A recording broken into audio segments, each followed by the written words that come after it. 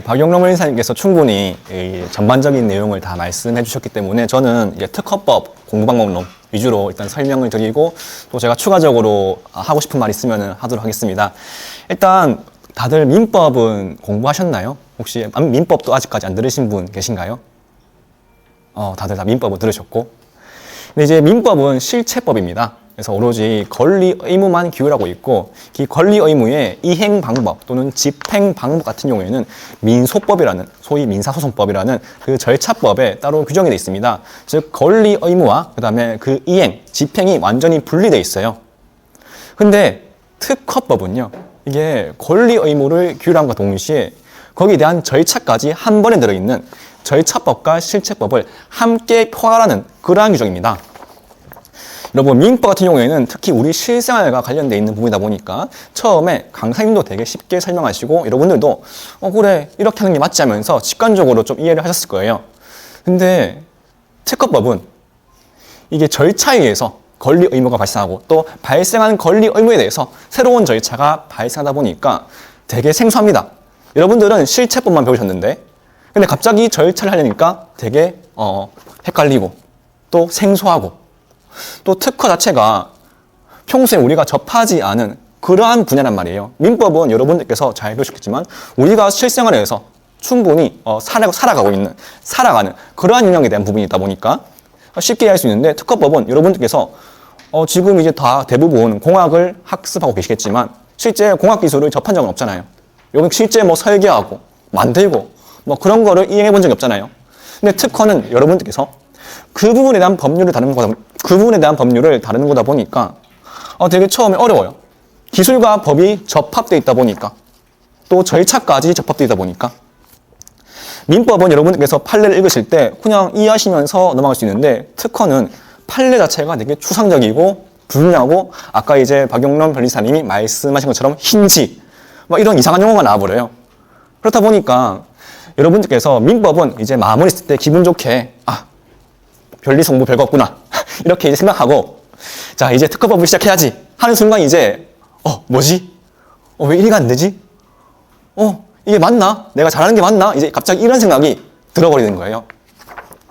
그래서 이 특허법이라는 게 실체와 절차가 함께 혼합되어 있는 법이다 보니까 민법처럼 생각하시다가 공부한 경우에는 되게 좀 큰 괴리감을 느끼게 된다 이거죠. 그래서 이제 민법과 특허법의 차이를 충분히 인식한 다음에 특허법을 이제 접하면은 조금 충격이 덜할 거다라는 거를 미리 말씀드리고요. 그러면 특허법을 어떻게 공부해야 되는가? 이제 제가 방금 말씀드렸다시피 특허는 절차와 실체가 함께 혼합되어 있는 법입니다. 그래서 특허는 이제 민법 같은 경우에는 그냥 사인 간의 계약에 의해서 기본적으로 권리 의무가 발생하죠. 그냥 계약서 쓰고 등기 계약하고 채권 계약하고 채무 계약하고 이러면은 그냥 권리 의무가 발생하고 거기서 당사자 간에 뭔가 좀 안 풀린다 그러면은 소송 가는 거 아닙니까? 근데 특허는 기본적으로 절차에 의해서 권리가 발생합니다. 그냥 내가 발명했다고 해서 갑자기 권리가 발생하는 게 아니에요. 출원해가지고 특허청에 출원해가지고 특허청이 그래 이거 특허 발의만 하네 그러면서 특허권을 내어줘야지 비로소 나한테 권리가 발생합니다. 즉 이 절차 없이 권리를 논할 수가 없는 게 특허예요. 그렇다 보니까 특허를 먼저 잘 하기 위해서는 여러분들께서 단순히 권리 의무만 집중할 게 아니라 절차부터 먼저 정확하게 숙지하셔야 돼요. 각 파트마다 절차를 먼저 숙지한 다음에 그 절차에 어떤 권리 의무가 규율되는지 학습하는 게 특허법의 공부 방법입니다. 그거 없이 여러분들께서 절차 따로 권리 의무 따로 이런 식으로 학습하려다 보면 계속 헷갈리고 혼동이 와버려요. 그래서 저 같은 경우도 강의할 때 혹시 제 오리엔테이션 강의를 들으신 분이 있나 모르겠지만 저는 맨 처음에 항상 절차부터 먼저 포괄적으로 설명한 다음에 거기서 구체적으로 파고드는 방식으로 강의를 해요. 그래야지 이해를 할 수 있으니까. 그래서 여러분들께서 어떤 강의를 수강하시는 간에 여러분들께서 반드시 먼저 절차부터 이해를 한 다음에 세부적으로 권리 의무를 파고드는 방식으로 공부를 하셔야지 특허법을 보다 순조롭게 학습하실 수 있습니다. 그리고 이제 특허법은요. 특상비, 소위 말해 산업재산권법이죠. 여기서 가장 근간이 되는 법입니다. 그래서 특상비 중에서 특허법이 제일 먼저 만들어진 법이기 때문에 이 상표랑 디자인은 전부 다 특허를 참고해서 만들어졌어요. 그렇다 보니까 절차 부분이 물론 일부 차이가 나는 부분이 있지만 대부분 겹칩니다. 그래서 특허에서 절차를 확실하게 익히시고야지 여러분께서 상표랑 디자인도 원활하게 학습을 하실 수 있어요. 그래서 보통 이제 상표법 강사님과 디자인보호법 강사님은 특허에서 배웠다 싶은 거는 그냥 넘어가 버려요. 이거는 특허법에서 하셨죠? 이거 넘어가겠습니다. 근데 여러분께서 특허에서 그거를 숙지하지 못한 채 상표 디자인을 계속 해버리면은 그냥 계속 모르는 채로 공부를 진행하고 결국은 학습에 지장을 초래하겠죠. 그래서 이런 절차 같은 경우에는 특허에서 특히 잘 정리하고 가셔야 된다라는 걸 제가 좀 강조드리고요. 자, 이제 공부 순서에 대해서 말씀드렸고 핵심은 절차부터 먼저 좀 정리를 하셔야 한다. 다음 이제 조문회의, 결국 법을 이해한다는 건데 여러분 법에 대해서 잠시 종이 먼저 그 법이라는 게 무엇인가? 이 법에 대해서 사람마다 되게 다양하게 정의를 할 수 있을 겁니다. 근데 또 어떻게 정의하냐에 따라서 법을 공부하는 학습 관점이 좀 달라질 수 있을 것 같거든요. 근데 이제 물론 사람마다 이 법은 이렇다 저렇다 되게 다양한 정의가 있겠지만 학습하기에 가장 편한 법적 정의를 꼽으라면 저는 법은 우리 사회가 이루고자 하는 소원이다 또는 바람이다 이렇게 한번 정의를 내리고 싶습니다. 왜 그러냐? 민법은 무엇이냐? 민법은 대한민국 국민이 이렇게 살았으면 하는 그러한 바람을 담은 법이다. 형법은 무엇이냐? 형법은 단순히 나쁜 짓을 하면은 처벌하겠다가 아니라 적어도 대한민국 국민이 이러한 행위는 하지 않고 살았으면 좋겠다 라는 염원이 담긴 법이다. 그러면 특허법은 무엇인가? 여러분, 특허법은요 1조에 그 염원, 바람이 나와 있습니다. 특허법의 목적은 대한민국의 산업 발전이에요. 그래서 특허법은 대한민국의 산업 발전을 목적으로 그걸 바람으로 담아서 만든 법이기 때문에 이 목적, 이 바람부터 이해하고 특허법을 접근하는 게 학습에 있어서 가장 중요한 부분 중 하나입니다. 단순히 법을 텍스트로만 가지고 이거를 이제 이해하고 암기하려고 하면은 그거는 쌩이가 돼요. 그냥 해당 법 한 개만 파고 듣는 방식으로 하면은 여러분들께서 진짜 암기 고문이 되어버립니다. 먼저 가장 큰 목적부터 이해한 다음에 그 목적에 맞게 법이 어떻게 설계되어 있는지를 아셔야지 조문 전체가 체계적으로 이해가 되는 것이고 여러분들께서 단순 생 암기가 아니라 이렇게 해서 이게 있구나 이것 때문에 이런 기준이 있구나 이렇게 이해를 하면서 암기의 그 고통이 줄어드는 거예요. 그러니까 암기의 고통을 줄이기 위해서 여러분들께서는 가장 먼저 목적을 이해한 다음에 그 목적에 맞게 법이 어떻게 설계되는가 이 부분을 이해할 필요가 있는 겁니다. 그래서 그러한 관점에서 제가 공부를 하는 게 좋다라는 것을 말씀드리고요. 다음 장으로 넘어가시면요. 그래서 이제 밑줄 따라서 특허법의 이해를 위한 핵심은 제도의 목적을 이해하고 그래서 산업 발전이라는 이런 목적 다음에 특허 절차를 숙지하며 그래서 이 권리 의무 자체가 절차에 의해서 바로 발생하다 보니까 절차를 먼저 숙지하고 그 다음에 각 규정의 취지를 이해한 후 법주문의 구체적 의미를 파악하는 게 중요하다. 그래서 저는 이 순서대로 여러분들께서 특허법을 학습하시는 것을 추천드립니다. 다음 이제 법에는 조문만 있는 게 아니죠. 판례가 있죠. 근데 판례가 무엇인가 여러분? 판례는 그냥 대법원이 땅땅땅 쳐가지고 나오는 게 아니라 뭔가 분쟁이 있으니까 나오는 거겠죠. 또는 왜 분쟁이 발생했는가? 분쟁은 결국 법에서 규율이 안 됐기 때문에 발생하는 겁니다. 즉 조문만으로 해결이 되어 있지 않기 때문에 결국 분쟁이 생기고 그 분쟁을 해결하기 위해서 대법원이 이 분쟁은 이렇게 해결하라 라는 가이드를 제시하는 게 바로 판례란 말이죠. 그러면 판례를 이야기해서는 판례만 따로 볼 게 아니라 결국 조문의 어느 부분이 비어있는지 그 부분을 이해하는 게 선행적으로 중요한 부분입니다. 그렇다면 판례를 이해하기 위해서는 판례만 따로 학습할 게 아니라 결국 조문을 알아야지 판례를 이해할 수 있다는 거겠죠. 그래서 조문 따로 판례 따로 이런 식으로 접근하지 마시고 먼저 조문부터 이해를 한 다음에 그 조문에서부터 어떻게 판례가 비롯되는지 이런 식으로 학습을 하는 게 특허법의 전체적 이해 그리고 여러분들의 암기를 줄이는데 더 도움이 될 거예요. 그다음에 여러분 이제 시간이 없다고 판례 결론 위주로만 또 학습을 하시는 분도 있어요. 나중에 가면은 물론 시간 없으면 그렇게라도 해야죠. 근데 여러분 저희는 이제 특허랑 상표 같은 경우에는 1차랑 2차 공통 과목이지 않습니까? 1차는 말 그대로 그냥 객관식만 딱딱 끼고 되다 보니까 아까 이제 박영롱 변리사님 말씀하신 것처럼 진짜 운 좋으면은 40지문만 알면은 1차 붙을 수 있어요. 근데 2차는 뭐예요? 2차는 서술형이죠. 서술형이 뭐예요? 내가 가진 법적 논리를 체계적으로 쓰는 게, 즉 소위 말해 여러분들께서 작은 논문을 16페이지로 쓰는 거예요. 근데 논문이란 뭐예요? 논리적인 문서를 논문이라고 하죠. 근데 결론만 알고서는 논문을 쓸 수 있을까요? 여러분들께서 논문을 쓰기 위해서는, 즉 소논문, 답안지를 작성하기 위해서는 결론 위주로 학습할 게 아니라 그 배경, 취지, 논리, 근거 이런 거를 체계적으로 풍부하게 학습을 하셔야지 2차에서 그 논문을 체계적으로 쓰실 수 있습니다. 그래서 물론 이제 정 시간이 없으면은 어쩔 수 없이 결론 위주로 해도 그래도 1차를 붙는데 문제가 없지만 나중에 2차에서 고생해요. 그래서 많은 분들이 이제 1차와 2차를 어떻게 하면 동시에 공부하고 빨리 붙을 수 있을까 고민이 많을 거예요. 근데 그 방법은 막 2차 강의를 따로 보는 게 아니라 그냥 평소에 조문 잘 이해하고 그 다음에 판례가 왜 이렇게 설치됐는가 그 논리와 결론을 잘 이해하고 학습하는 게 1차와 2차를 동시에 확실하게 공부하는 방법입니다. 그래서 결론 위주로 학습하지 마시고 논리와 결론을 함께 왜 이렇게 나왔는가를 학습하는 방식으로 여러분들께서 특허법이든 상표법이든 그렇게 좀 공부를 하셨으면 좋겠어요. 그렇고 다음 이제 조문을 괴롭지만 암기합니다. 여러분 민법 같은 경우에는요 조문을 굳이 암기할 필요 없어요. 민법은 문제가 좀 찌질하게 안 나옵니다. 근데 특허법은 상당히 찌질하게 나와요. 상표 디자인도 그렇게 나오는데 물론 디자인은 한 번씩 나옵니다. 근데 특허가 어떻게 찌질하게 나오냐? 여러분 혹시 민법에서 기간 공부할 때 30일과 한 달의 차이를 배웠나요? 혹시 30일과 한 달의 차이를 아시는 분 있으신가요? 여러분 한 달은요 28일일 수도 있고 30일일 수도 있고 31일일 수도 있죠. 근데 30일은 그냥 30일이죠.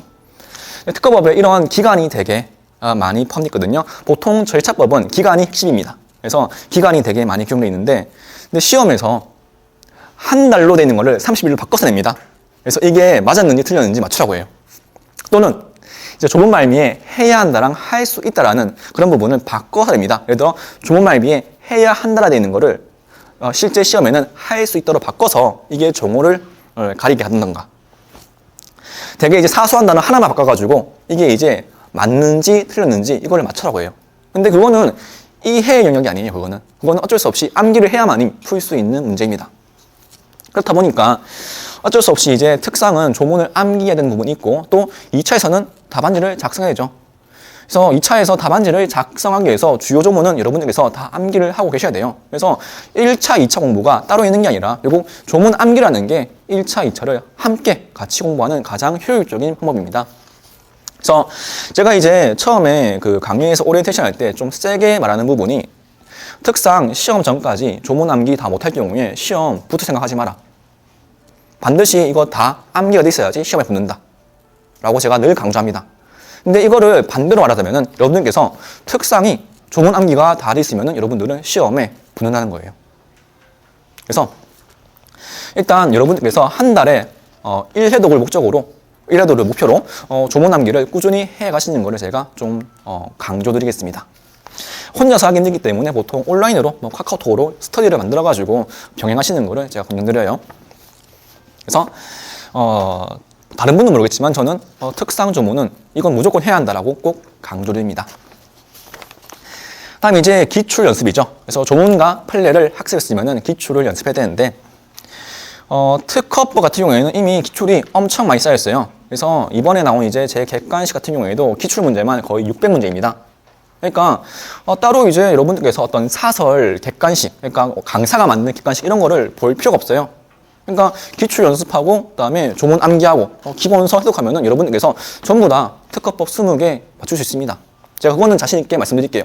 저는 그렇게 해서 많은 분들을 특허법 만점으로 다 만들었기 때문에 그 이상의 어떤 사설, 심지어 저는 아까 이제 박용록 변호사님께서 말씀하셨듯이 모의고사도 저는 별로 회의적으로 바라보는 편이에요. 퀄리티가 상당히 떨어지거든요. 여러분들께서 남들 이제 다 모의고사 한다니까 나도 해야 되는 거 아닌가 그런 불안함을 가질 필요 전혀 없고 퀄리티가 상당히 이제 좀 떨어지다 보니까 저도 그 이유는 말 안 하겠습니다. 그래서 퀄리티가 매우 저조하다 보니까 그게 이제 여러분들의 어떤 실력을 보는데 확인하는데 도움이 전혀 안 돼요. 예. 그러니까 모의고사는 그냥 여러분들께서 어떤 시간 맞춰가지고 본다. 어떤 그 정도의 의미만 가질 뿐이지 이걸로 내 어떤 실력을 키우고 어떤 보완을 한다. 이런 식으로는 굳이 접근할 필요가 없습니다. 그래서 기출과 모의고사를 함께 말씀드렸는데 여기서 여러분 이제 박용문 이사님은 이제 법학가다 보니까 객관식 위주로 기출을 중심으로 학습하셔야 했는데 근데 또 이제 강조드린 게 여러분들은 좀 기출 위주로 학습하는 거는 위험하다고 하시죠. 저도 이제 그 말은 공감하거든요. 왜냐면은 기본적으로 여러분들은 법을 처음 하시는 분들이에요. 이제 소위 말해 그 기출만 돌리는 걸 양치기라고 하죠. 양치기. 근데 제가 이제 봤을 때 양치기 하는 분들은 대부분 실패합니다. 대부분 실패해요. 보통 이제 양치기 하는 방식이 기본서 3회독 한 다음에 기본서 이제 제껴두고 그냥 계속 이제 객관식만 본다. 약간 이런 방식이거든요. 근데 그 방식의 문제가 뭐냐? 먼저 첫 번째로 기출이 없는데 기본서에 있는 게 나오면 바로 틀려요. 네. 그러니까 기출이 아무리 많다 해도 기출에서 분명 안 나온 게 있지 않겠습니까? 기본서에. 그러니까 기본서만 보면은 맞출 수 있는데 그거를 안 봤다가 틀려버려요. 두 번째로 이게 기출을 이제 계속 보다 보면은 내가 이걸 이해한 건지 암기한 건지 구분이 안 가요. 내가 그냥 이제 너무 자주 봐가지고 그냥 이거를 익숙해져서 암기한 것인데 이거를 내가 이해했다고 착각해요. 그렇다 보니까 사소하게 변형돼서 나온 순간 틀려버려요. 이런 경우가 되게 많습니다. 그렇기 때문에 어떻게 하냐? 그냥 처음에 이제 1회독 때는 강의를 봐야겠죠. 강의 본 다음에 2회부터 그냥 같이 이제 객관식이랑 기본서랑 함께 병행하세요. 그래서 예를 들어 내가 기본서에서 이 1번 파트 봤다. 그러면은 객관식 바로 이제 1번 파트 보시고 또 기본서 2번 파트 봤다. 그러면은 객관식 2번 파트 보시고 여러분들 고등학교 때 다들 그렇게 하셨을 거예요. 근데 왜냐면은 고등학교 때는 그 교재들이 기본 개념 뒤에 바로 연습 문제가 있었을 거니까. 근데 이 변리사 시험 같은 경우에는 기본적으로 기본서랑 그 객관식 문제랑 따로 돼 있죠. 그러다 보니까 여러분들께서 이거를 따로따로 생각하는 그러한 어떤 경향이 있는 것 같아요. 근데 그냥 우리 고등학교 때 다들 잘 공부하셨을 테니까 그때처럼 그냥 기본 개념 본 다음에 바로 연습 문제 푼다. 그러니까 이런 방식으로 접근하시는 게 저는 좋다고 보고요. 그다음에 이제 계속 기본서랑 객관식을 같이 볼 수는 없는 겁니다. 방관해야죠. 그래서 객관식에 있는 거를 기본서에 표시하면서 그냥 기본서만 보면은 풀 수 있는 문제는 더 이상 객관식에서 볼 필요가 없죠. 시간 낭비지 않습니까? 굳이 두 번 볼 필요 없는 거니까. 그래서 계속 그런 식으로 기본서에 단권하시면서 결국 나중에는 기본서만 봐도 될 수 있게끔 여러분들께서 작업을 하셔야 돼요. 그렇게 함으로써 모든 과목 마찬가지로 그 회독 시간을 줄여 나갑니다. 그래서 기출과 모의고사는 이렇게 접근하시는 걸 제가 권장드리고요. 다음 넘어가서 이 부분이 이제 박용롱 변리사님이랑 또 겹치는 부분인데 그래서 2차 연계학습 방법. 그래서 가장 좋은 공부법은 결국 1차를 확실하게 합격할 실력을 배양하는 겁니다. 그래서 아까 이제 박용롱 변리사님께서 잘 말씀하셨다시피 결국 내가 이제 실제 1차 시험을 쳤는데 이 점수가 애매하면 진짜 불안해가지고 공부가 안 돼요. 한 달 날립니다.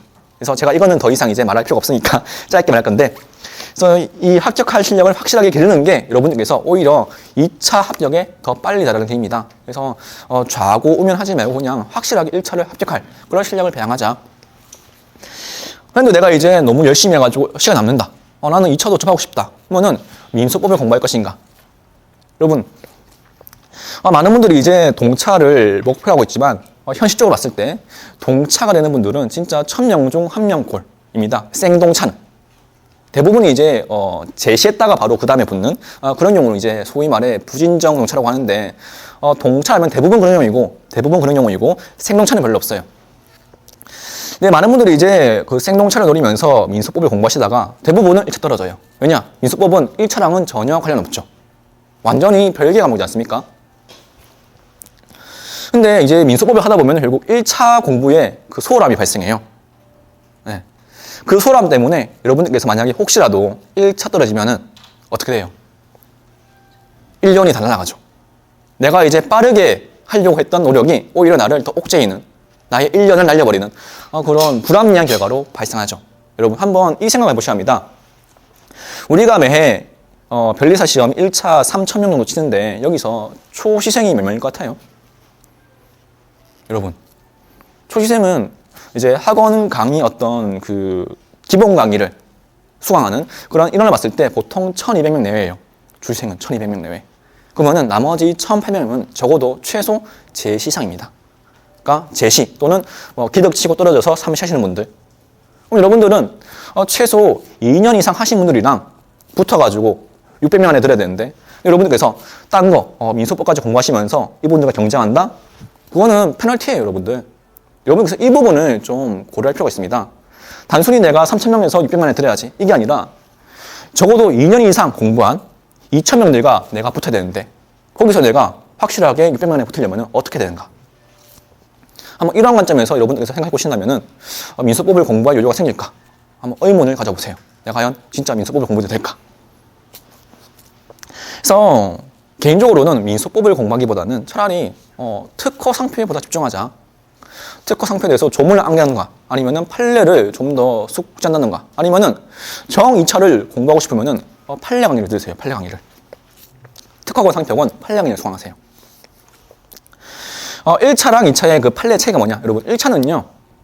솔직히 기본 강의에서 그 판례 결론 말하고 그 다음에 판례 그 논리 말하고 그것만 숙지하면은 다 붙습니다. 2차는 차이가 뭐냐? 2차는 여기서 그 판례가 어떤 사건이었는가, 어떤 사실관계를 구성하는가, 그것까지 다 설명을 해주거든요. 근데 그 사실관계는 사실 1차에서는 필요가 없어요. 별로 필요가 없는 부분인데, 근데 알면은 또 판례를 이해하는데 도움이 됩니다. 그래서 이게 이제 상표나 특허의 판례 강의 같은 경우에는 적어도 이게 우리의 어떤 1차 공부의 범위를 훼손하지 않는 범위 내에서 우리가 2차를 연계적으로 할 수 있는 그러한 공부니까 차라리 여러분들께서 민소법을 공부하기보다는 차라리 특상 판례 강의를 수강하는 게 오히려 더 건설적이고 더 효율적일 수 있다라고 제가 좀 말씀드리고 싶어요. 그래서 일단 이제 특허법 공부 방법론은 여기까지 말씀드렸고, 또 이제 아까 이제 박용롱 문의사님이 주와 임마하지 마라 라고 이제 또 강조했는데, 저도 이제 공부되는 게 여러분들 이제 같이 이제 또 공부하다 보면은 여러분들께서 뭐 어떤 주제 가지고 막 토론하고 막 싸우고 할 때가 있을 거예요. 근데 그러지 마세요. 그냥 강사한테 물어보세요. 그런 걸로 시간 날리지 마시고 그냥 강사님 이건 뭐예요? 하고 물어보고 끝내세요. 그래서 그럼 강사가 이거는 이렇게 공부하세요. 또는 이거는 굳이 볼 필요 없습니다. 이렇게 이제 결론을 해주겠죠. 그렇게 하고 넘어가셔야지 계속 어떤 한계를 막, 솔직히 그 집중하는 건 보면은 책이 없으니까 보통 집중해요. 책이 없으니까 이제 더 탐구하고, 근데 책이 없으니까 탐구하는 건 시험에 필요 없는 거겠죠. 그래서 그런 부분은 여러분들께서 혹시 발생하고 또는 친구들 사이에 분쟁이 생겼을 때 그냥 저희한테 물어보고 빨리 이제 답변 받고 끝내세요, 그거는. 그래야지 빨리 붙습니다. 그래서 특히 이제 뭐 지금 여러분께서는 해당 사항이 없지만 나중에 2차 공부할 때 특히 그 부분에서 2차에서 많이 발생해요. 2차에서는 판례가 없는 부분도 공부를 하거든요. 근데 거기서 이제 또 네가 맞니 내가 맞니가 또 많이 발생하고, 그 와중에 내가 이제 점점 아는 게 많아지니까 소위 말해 이거를 지식의 함정이라고 하는데, 아는 게 많으니까 더 많이 알아야겠다, 이런 욕심을 가지게 돼요. 내가 뭔가 더 알아야지 뭔가 좀 돋보이겠다, 이런 욕심을 가지게 돼요. 근데 그게 이제 바로 지식의 함정입니다. 여러분들은 그냥 딱 시험 범위가